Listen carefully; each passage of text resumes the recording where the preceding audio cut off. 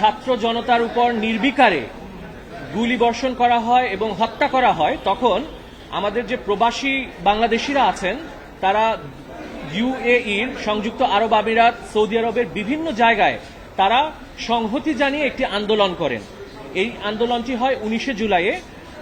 বিশেষ করে Dubai, Sharjah, আবুধাবিতে তারা আন্দোলন করে সংহতি জানিয়ে, এবং এই ফ্যাসিবাদ বিরোধী আন্দোলনে পুলিশ যে নির্বিকারে গুলি করেছে শিশুদের উপরে আপনারা দেখেছেন, ছাত্রদের উপর দেখেছেন, তার প্রতিবাদ স্বরূপ তারা দুবাইয়ের বিভিন্ন জায়গায় তারা প্রবাসী ভাইয়েরা আন্দোলন করে।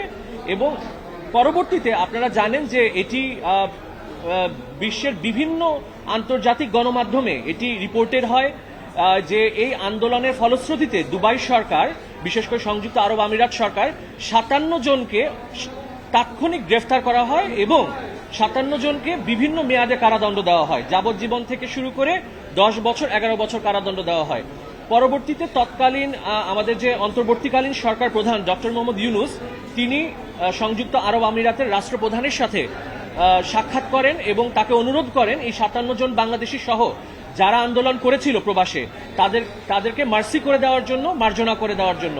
ডক্টর মোহাম্মদ ইউনুসের অনুরোধে সবাইকে মার্জনা করে দেশে ফেরত পাঠানো হয়। দেশে ফেরত যখন পাঠানো হয়, তাদের যে ব্যাংক অ্যাকাউন্টে গচ্ছিত অর্থ, তাদের ব্যবসা সবকিছু জব্দ করা হয় সরকার কর্তৃক। পরবর্তীতে তারা বাংলাদেশ সরকারের সাথে তারা আবেদন করে যে তারা যেহেতু ক্ষতিগ্রস্ত হয়েছে এই আন্দোলনে শরিক হওয়ার জন্য, তাদেরকে পুনর্বাসন এবং ক্ষতিপূরণের জন্য। এর প্রেক্ষিতে আপনার প্রবাসী কল্যাণ মন্ত্রণালয় অধীনে একটি বিশেষ কমিটি করা হয়, যেখানে 4 জন উপদেষ্টা ছিলেন। এই উপদেষ্টা কমিটির কাজ ছিল একটি ক্ষতিপূরণ তাদেরকে কেন দেওয়া হবে না এই মর্মে একটি রিপোর্ট প্রদান করা, কিন্তু অদ্যাবধি কোনো ব্যবস্থা গ্রহণ করা হয়নি। এর ফলশ্রুতিতে আমরা রিট পিটিশন দায়ের করি।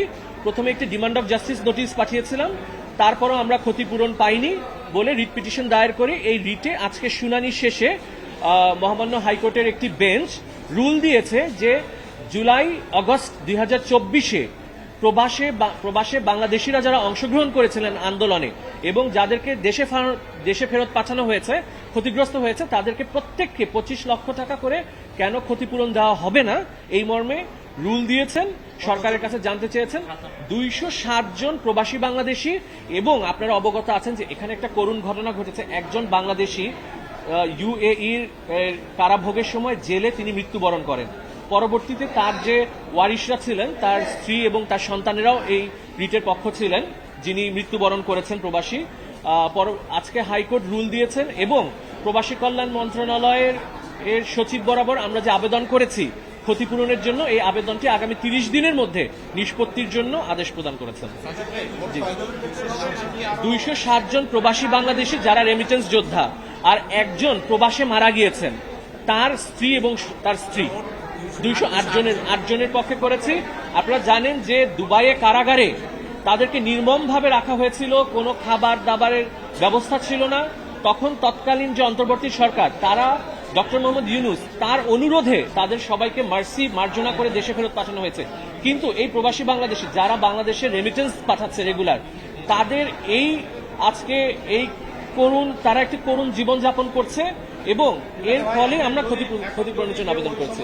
আমরা 208 জন প্রবাসী বাংলাদেশি, এবং এখানে কিন্তু নির্দিষ্ট করে আমরা যে আবেদন করেছি সেখানে আসলে পিটিশনাররা আছে, কিন্তু অন্য কেউ যদি ক্ষতিগ্রস্ত হয়ে থাকেন তিনি যদি দেখাতে পারেন, কারণ আমি একটু ক্লিয়ার করছি, এখানে যে 208 জনের পক্ষে আসছি, 208 জনকে সরকার স্বীকৃতি দিয়েছে, সার্টিফিকেট দিয়েছে যে জুলাই আগস্ট 2024-এ আপনাদের অবদানের কারণে বাংলাদেশ সরকার আপনাদেরকে জুলাই যোদ্ধা হিসেবে স্বীকৃতি দিচ্ছে।